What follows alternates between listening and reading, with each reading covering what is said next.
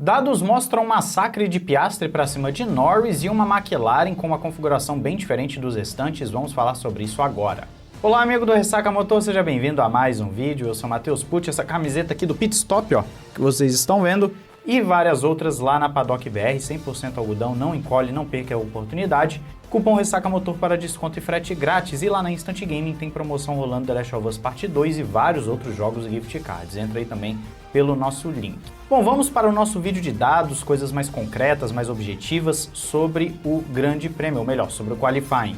Vamos começar aqui falando do grid de largada. Essa é a última imagem oficial que a Fórmula 1 colocou pra gente nas redes sociais, só que tem um detalhe: Russell e Antonelli perdem uma posição por causa daquele erro da Mercedes de liberar os seus dois carros antes da direção de prova liberar, né? Eles foram para a pista, lá para a fila da saída do box, antes da direção de prova liberar, e com isso tomaram uma punição por besteira, né?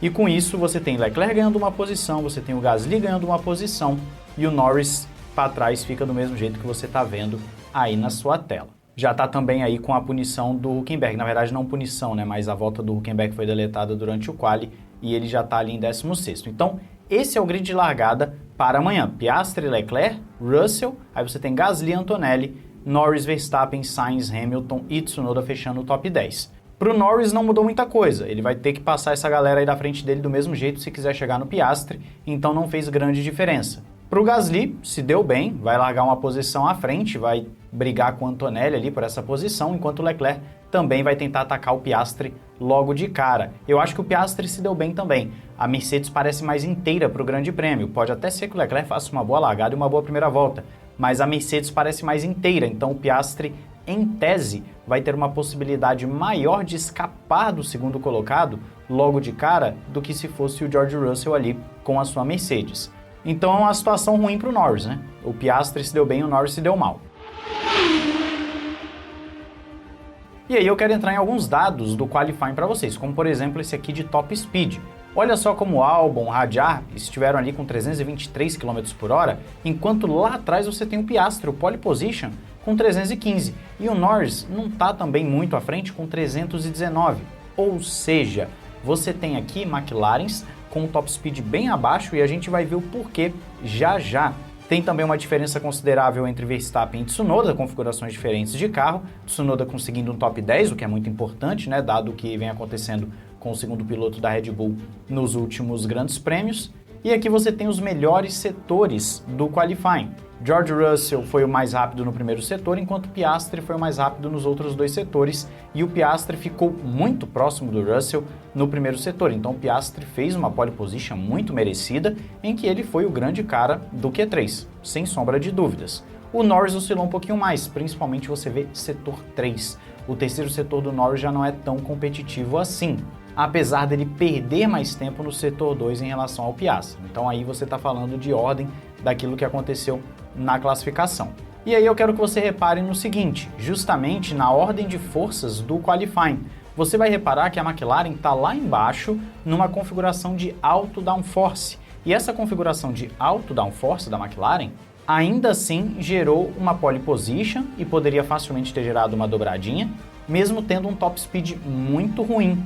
Então, mesmo tendo vários trechos de aceleração, você tem 3 zonas de DRS e uma reta oposta também, que é um trecho de aceleração legal, ainda assim, ter uma configuração voltada mais para o downforce acabou se pagando para a McLaren, o que pode ser ruim para o Norris fazer ultrapassagens amanhã.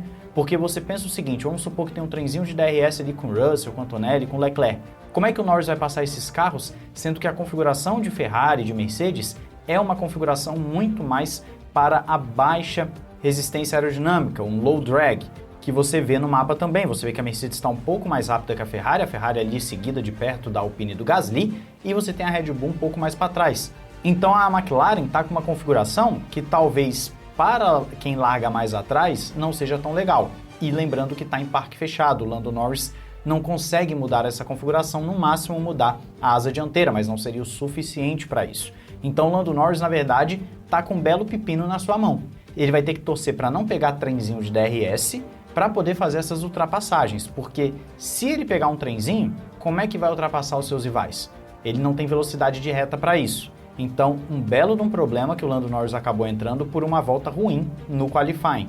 Enquanto Ferrari e Mercedes estão com um carro mais voltado para uma eficiência aerodinâmica de um menor arrasto, e a Mercedes representa, com o George Russell, um risco maior à McLaren do que necessariamente a Ferrari, que parece mais desequilibrada. E a Red Bull, no primeiro momento, o carro está fora do baralho, a não ser que o carro simplesmente reviva, né, o acerto de corrida esteja tão bom assim para a Red Bull que consiga alguma coisa, mas acho muito difícil. A Red Bull realmente parece carta fora do baralho para essa corrida, pelo menos em ritmo puro.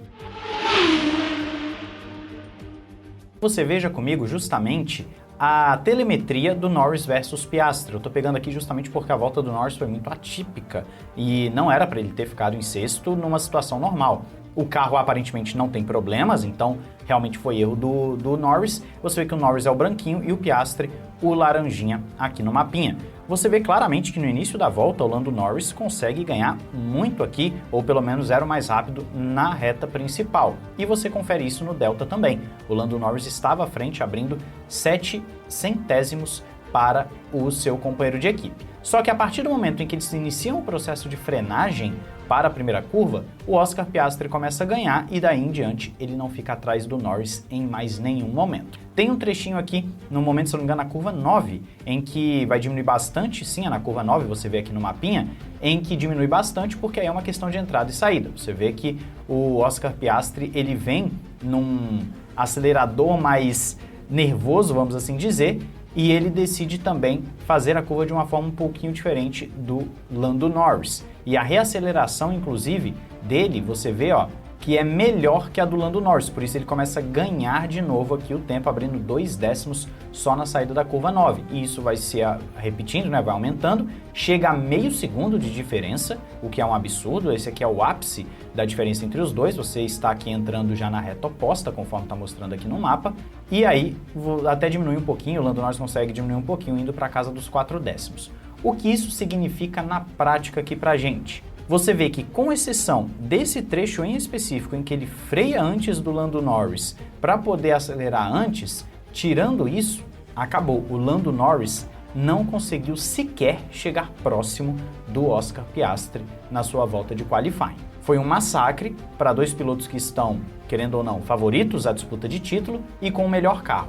Se existia alguma dúvida do Lando Norris de que a McLaren é o melhor carro, essa dúvida foi sanada, porque o Lando Norris estava falando para o Verstappen, não, pode vir aqui, pilotar o meu carro, que você vai ficar decepcionado. E não tem como ficar decepcionado com o carro mais equilibrado e rápido da temporada. Em suma, nós vimos um Oscar Piastri muito mais à vontade com esse carro no qualifying, com uma performance muito segura, muito sólida, e vou repetir o que falei lá no Instagram do canal.